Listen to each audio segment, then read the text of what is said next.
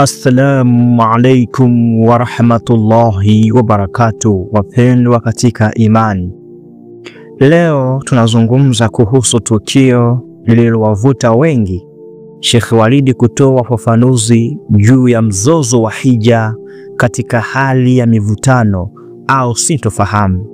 Miongoni mwa waumini, tamko la uongozi wa kidini linaweza kurudisha utulivu. Haya ni mafundisho muhimu sana katika Uislamu. Pale fitina inapojitokeza, busara lazima itangulie.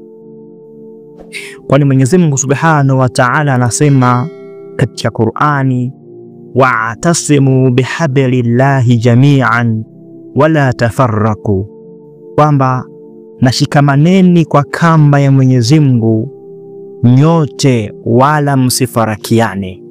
Ndugu yangu Muislamu, aya hii ni msingi wa umoja wetu. Pale panapotokea tofauti ya kauli au maoni, basi jukumu letu tunarudi kwenye Qur'ani na Sunna kwa mwongozo ulio sahihi. Kwa hiyo Sheikh Walid kwa hekima na utulivu ametoa maelezo yaliyolenga kuondoa utata kuhusu hija. Hili si jambo dogo, ni alama ya uongozi kwenye akili na huruma. Katika Uislamu, viongozi wa dini wana jukumu la kulinda umoja wa waumini na sio kuwatenganisha. Na Mtume sallallahu alaihi wasallam amesema kwamba man athara fitna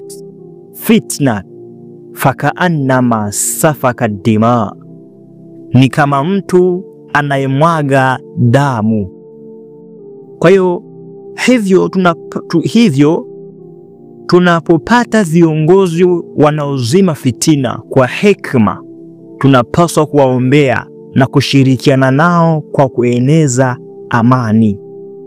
Kwa ndugu zangu Waislamu, tumwombe sana Allah Subhanahu wa Ta'ala atujalie amani iendelee kuwa pamoja nasi. Allahumma ja'alna minal ladhina yasma'una qawla fayattabi'una ahsana.